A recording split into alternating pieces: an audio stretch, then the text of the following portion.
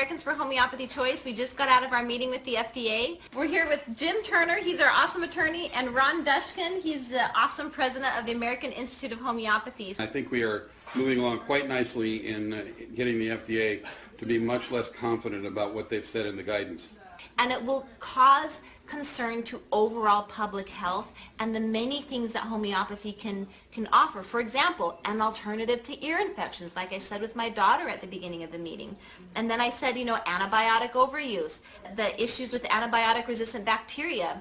The gentleman that we had is actually formerly in the military, working on the opioid crisis at some point, during his career. I don't know if he still is. Still is. He Still is.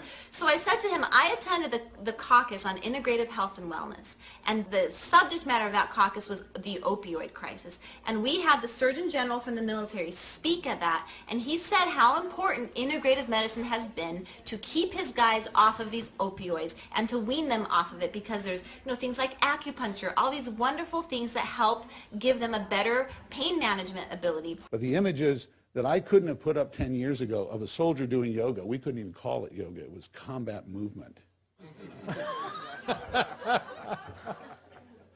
But now that we know there's good evidence for these things, people are very accepting. And I'm privileged to work in a community, quite frankly, that our surveys every 2 years of use of these has shown that the military community is actually very receptive.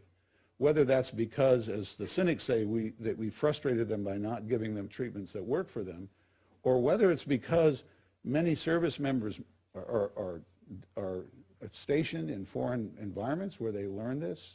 My own wife learned about integrated practices from a German acupuncturist on our second tour in Germany. My wife is a mindfulness meditation and yoga instructor.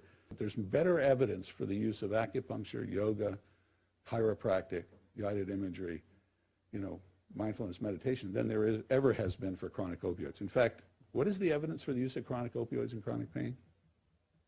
None. None. There are no reputable scientific studies that show that chronic opioids in chronic pain work. In fact, there's lots of evidence that it causes huge damage, and even evidence that it may make pain worse. And yet the evidence for these practices are out there in abundance.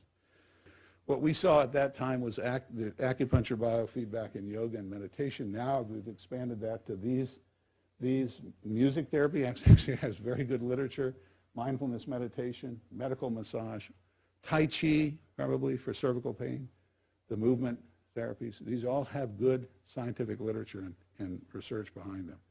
And specifically, Arnica, Montana was mentioned in that caucus because they are seeing that Arnica is a value to helping these guys manage pain and stay away or off of opioids. I frequently use homeopathy, especially before and after surgeries, if we want to be on that preventative end of minimizing the need or the amount of opioids where people can often initially become addicted. So Arnica is a good friend in that regard.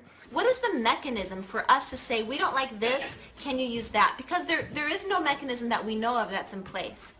And so we did ask them, and they couldn't answer that question. But I think that's an important process that we want to push forward, because the consumer voice has a very unique position. In the document that Paola presented, this is the database that's on the AIH website for all the tons and tons of data that's available. I don't believe up until now they even knew that there were actually people who used homeopathy. Their whole idea was that whoever's buying it is kind of misled. But now that they're seeing people who are really committed, they've now got a bit of rethinking to do about where they're going. Positive meetings like this open doors for good things to come, and we appreciate your support, your positive energy. If you're praying people, we appreciate all your prayers that you've done and positive energy that you've sent. They invited us back to another meeting. Mm-hmm. They very specifically said they would like us to come back. They don't get input from people who are not manufacturers very often. Mm-hmm. And they really value it, they really want to have it, and they appreciated hearing from us.